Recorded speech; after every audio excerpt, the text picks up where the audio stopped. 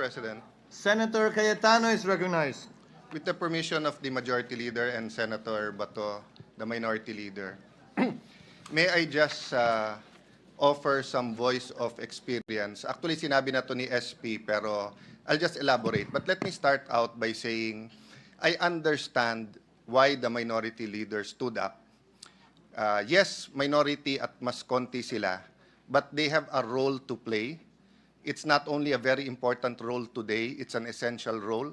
It's not only a role in our legislative session, it's a role in holding the second highest person in our government accountable. They have fought for that not just yesterday, but the Minority Leader, despite running for Congress, have continued, in Tagalog, tinutukan to. And in fact, I have to apologize to him, medyo mas tama ka na yung forthwith means agad. Pero tinignan ko na yung Filipino version, isusunod agad. In that context, makikiusap ako sa Minority Leader. We've been here long enough, dun sa atin na 3-4 terms na pag nag-argue kung sinong una, tatagal tayo na 1-2 oras, walang mauuna. So kung gagawin natin yung forthwith today, ibig sabihin isusunod agad. I looked at the rules, no? Sabi po kasi talaga pagka personal privilege, pwede mauna. But ang sabi nga ni Minority Leader and backed up by the Deputy Minority Leader, we know how important the impeachment court is. So may I ask a further favor indulgence from the Minority Leader that we allow Senator Bato so that we also do not violate. We're going to violate 1 or 2 things today. Violate the agenda, dahil sa agenda talaga mag-oath taking, or violate our rules, dahil sabi sa rules, anytime pwede kang tumayo sa personal privilege. So may we ask for the indulgence ng minority to allow Senator Bato to deliver his speech because binanggit niya to sa aking kahapon. Kung ako nagkulang, pasensya na po kayo dahil ang pakiusap niya kahapon, bago mag-oath, magsasalita siya. So if we can allow him, then with the permission of the Majority Leader, I'll volunteer you to forthwith, immediately, agad-agad move na we take our oath as members of the impeachment court, if it's acceptable to the Minority Leader. It's not the perfect solution, sir, but I hope it's acceptable. What does the Minority Leader say? Basically, Mr. President, we will agree to the suggestion of Senator Alan Cayetano. Pero ito lang yung point ko for those of you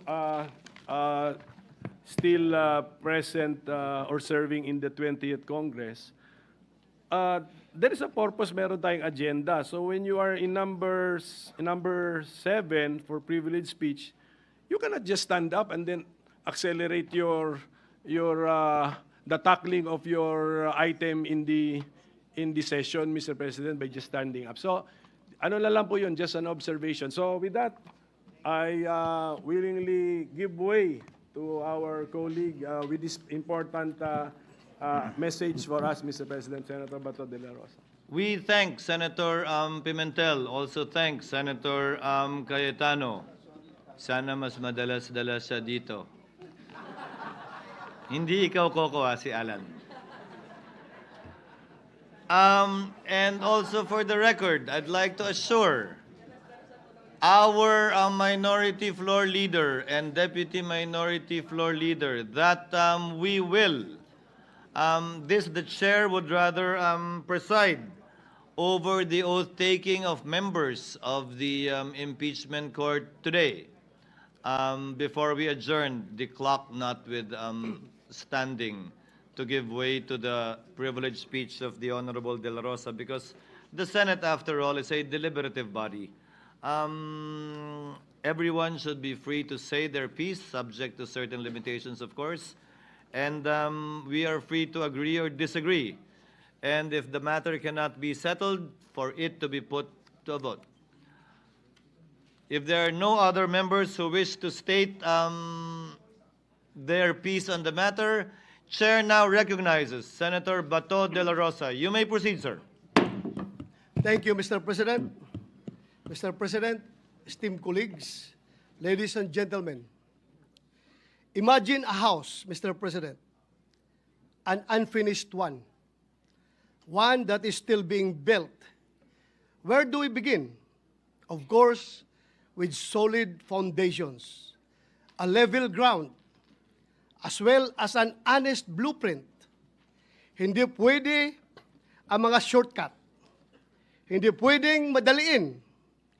Kung babaliwalain ng mga architects at mga engineers ang mga basic requirements, hindi magiging matibay ang itatayong bahay. Maari itong magdulot ng panganib, hindi lamang sa mga maninirahan dito, kundi maging sa ibang mga kabahayan sa paligid nito. If any of us happen to discover that the house we were living in was structurally unsound, we would likely scramble to have it retrofitted. We would probably file cases in anger against developers. I doubt any of us would simply shrug our shoulders, saying, andito na tayo hayaan na lang. Now, imagine a house of representatives that built and filed the impeachment complaints against Vice President Sara Zimmerman Duterte. Trabahong inupuan sa simula. At noong papalapit na ang deadline, biglang naging buzzer beater. Mabilisang pinasa sa atin at ngayon tayo naman ang pinipilit at minamadali. Pinapagalitan pa nga, that is your sworn duty. Tama na ang pamumulutika. This is undue delay. Sandali.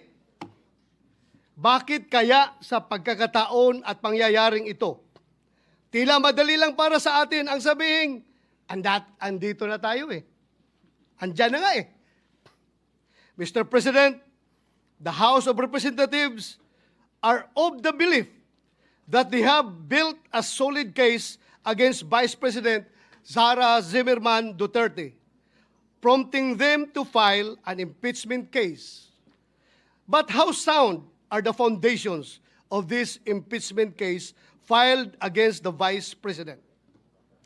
Kagaya po ng konstruksyon ng isang bahay, ang proseso ng impeachment ay kinakailangan na nakatungtong sa isang solidong pundasyon. Ibig sabihin, ang mga arkitekto na pasimuno nito ay may tungkulin na tiyakin na may tatayuan ang kanilang mga akusasyon. Ngunit, ang impeachment ay isang proseso na hindi nakasalalay lamang sa mga arkitekto o mga instigador nito. Sa totoo lang, pinakamadali ang naging gampanin ng HOR sa proseso ng impeachment. Yun ay ang pagbubuo ng mga akusasyon, Mr. President, kahit sino po ay maaring magparatang kung kanino man. Sa bahagi naman po natin, ang pinakamahirap, ang paghusga, ang paggawad ng isang hatol na makatarungan at katanggap-tanggap. Anuman ang nakatuntong sa mahinang pundasyon ay laging may panganib na gumuho. Kung ang isang impeachment case ay minadali at nakasandig sa paghihiganti at pamumulitika, ay maihalin tulad sa isang istrukturang itinayo sa gilid ng bangin. Bagamat tungkulin o obligasyon natin sa Senado na mag-convene bilang impeachment court, responsibilidad din natin na maging mapanuri at critical sa impeachment complaint na ipinasa rito sa ating bulwagan. As I usher in my 6th year in the Senate, my 39th year in public service, Mr. President, I can say I have gotten better at spotting irony.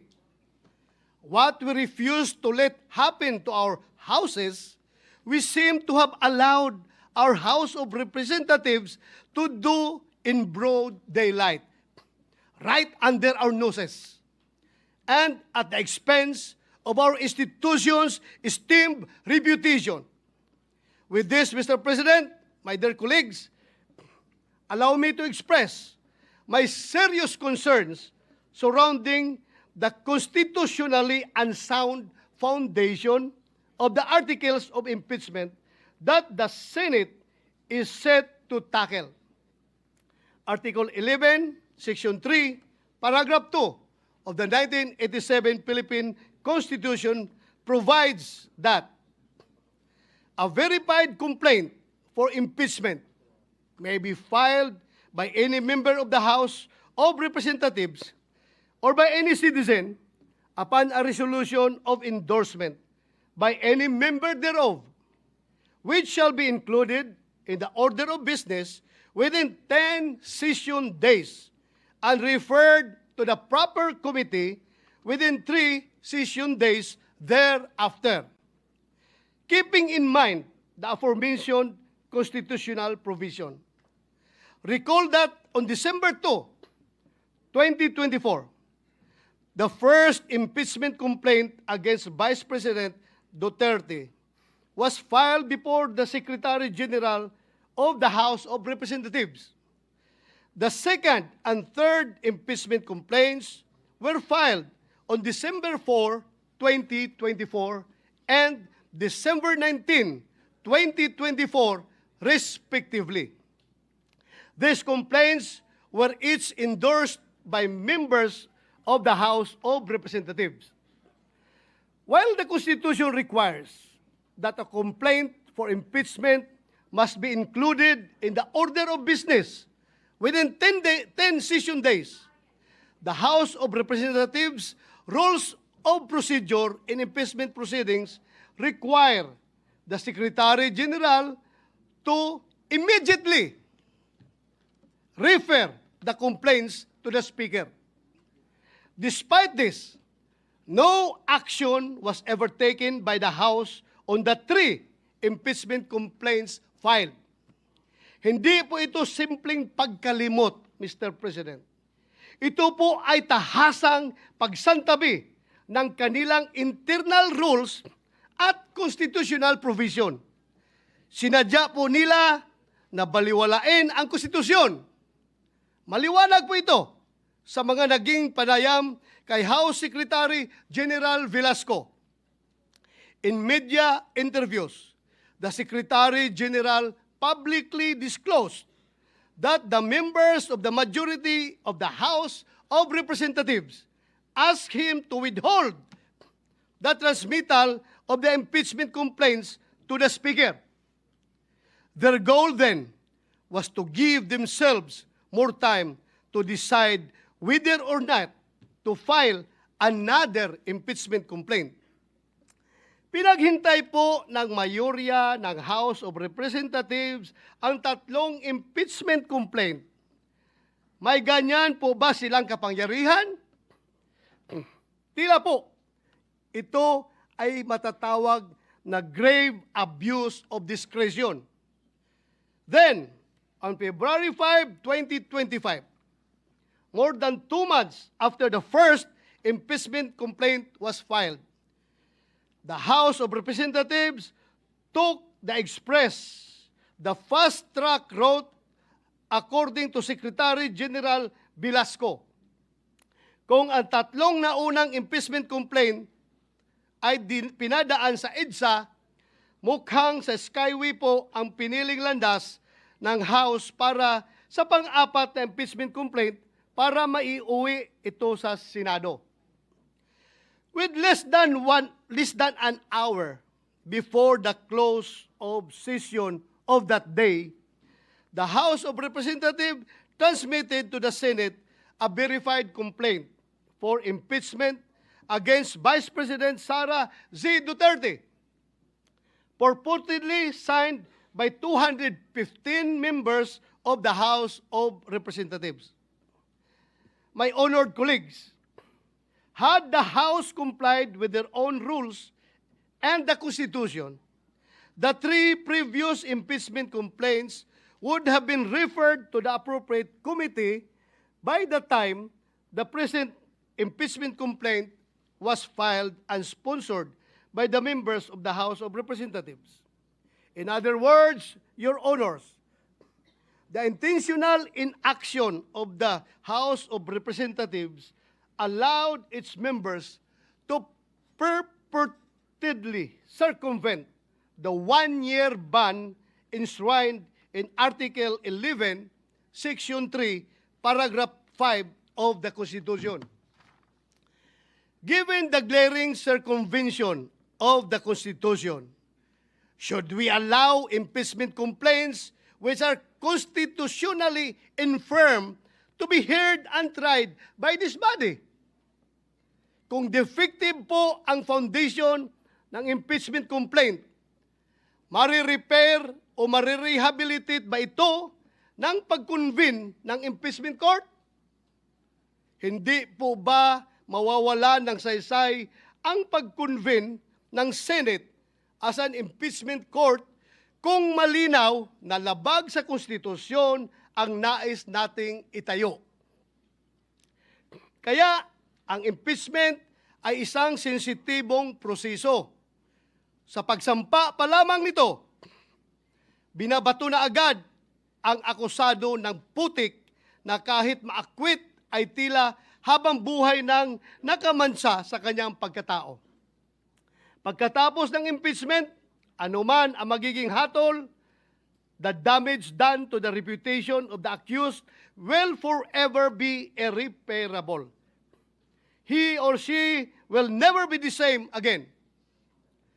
Some of the members of this august body may not agree with me and may take a different view as to whether the one-year ban has been violated by the House of Representatives.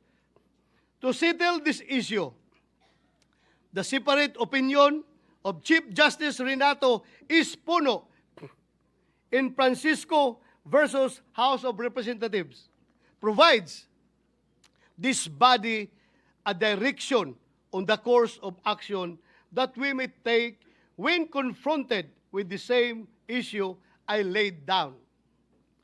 Former Chief Justice Puno said that before the Senate is convened as an impeachment court, the Senate, which has primary jurisdiction over the case, can already decide the question on whether the one-year ban has been violated or not. That is why, insisting ako na ma-deliver ito before we convene as an impeachment court.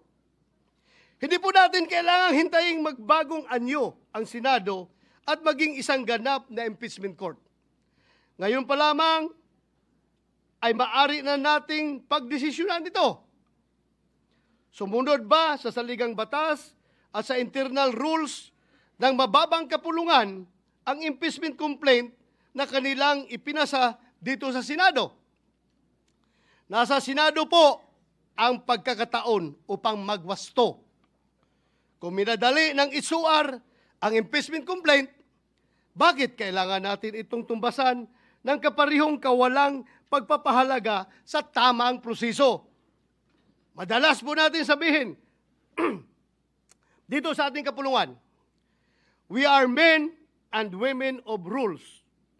Manatili po tayong ganon, malayo mula sa ingay at impluensya ng kung sino mang may mga personal na interest at pakinabang sa pagmamadaling ipinipilit sa atin. Mr. President, the inaction of the House of Representatives resulted not only in a possible violation of the Constitution, but in another justiciable controversy. It is worthy to note that its new Congress, empowered by a fresh electoral mandate in both the House of Representatives and the Senate, is not bound by the legislative actions of its predecessors. Hindi po natin maaring pilitin ang mga papalit sa atin sa future Congresses na ipagpatuloy ang anumang ating nasimulan. Sabi nga po ni President Chis Escudero kahapon, The Congress cannot pass an irrepealable law.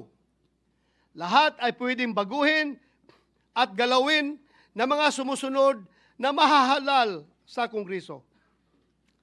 Maari pong hindi sila gumalaw at hayaan lamang na nakatiwangwang ang anumang proceeding na sinisimulan ng mga nauna.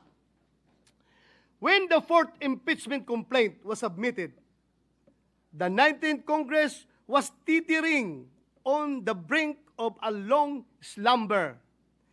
The Senate is now being urged to convene with only 2 session days, 20 days remaining before the 19th Congress closes. Hindi man po ako abogado, alam ko pong walang kaso, mapasibil, administrative o kriminal na dinidinig sa loob lamang ng 1 buwan. Naghihingalo na po ang buhay ng 19th Congress. Bakit po natin ipipilit pa kung ang pintuan ng 20th Congress ay malapit nang magbukas? Malinaw naman po sa ating Rules of Procedure on Impeachment Trials, kailangang isumon ang person impeached para paharapin sa Senado. Kailangan din siyang bigyan ng 10 araw para mag-submit ng kanyang answer. 5 araw naman ang ibinibigay sa mga prosecutor para mag-file ng kanilang reply. Kaya po, kahit mag-convene ng impeachment court bukas, summon at pagtanggap lamang sa pleadings ang kayang magawa ng 19th Congress. Sigurado na po tayo na ang trial kasama ang pagrepresenta ng ebidensya ay magaganap sa 20th Congress, kung saan bago na po ang komposisyon ng Senado at mababang kapuluan. Because of the change in members, questions are being raised on the jurisdiction of the 20th Congress to carry on with an impeachment trial commenced in the previous Congress. Should the 19th Congress convene an impeachment court, what assurance exists that the 20th Congress would continue the trial? Without such assurance, any efforts by the 19th Congress would constitute a significant waste of government resources. Even the authority of the House of Representatives to continue prosecuting is being questioned since the said complaint was filed by a House of a different composition. In fact, some of those who signed the complaint failed to secure a seat in Congress in the recently concluded elections. Mukhang kailangan po natin ng positive act from the 20th Congress House of Representatives na kanilang itutuloy ang impeachment complaint na ginawa ng 19th Congress House of Representatives.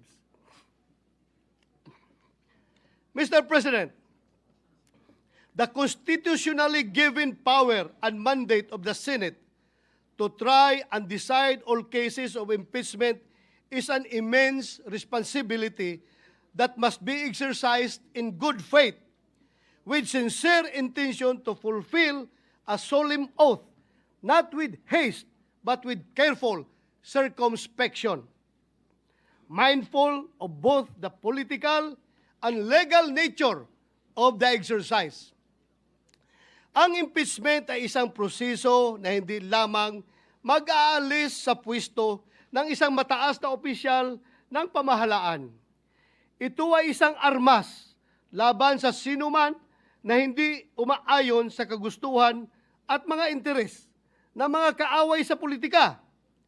Ito ay apoy na hindi lamang nakapapasok, kundi may kakayahan na tupukin at sunugin hindi lamang ang isang bahay, kundi isang buong komunidad. Mapanganib ang impeachment sa kamay ng mga mapagsamantala. Inilalagay ang impeachment para protektahan ang taong bayan, hindi isakdal at hiyain ang kumakatawan sa kanila.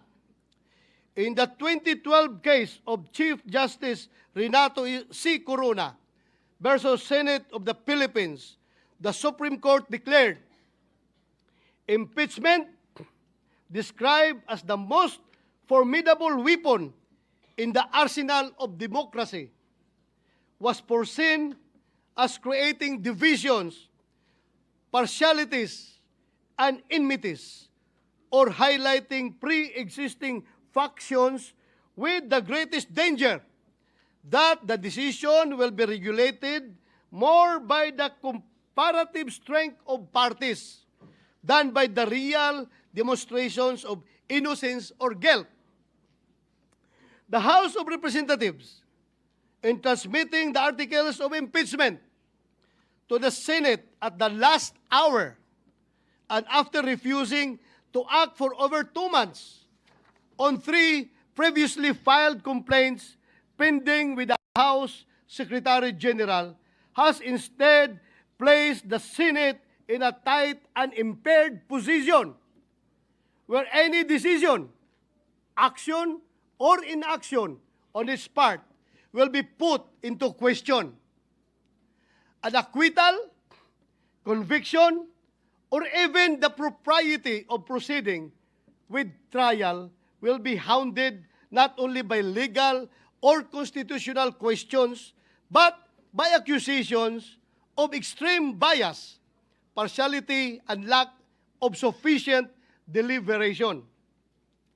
Lagi kong sinasabi, Mr. President, hindi ako abogado.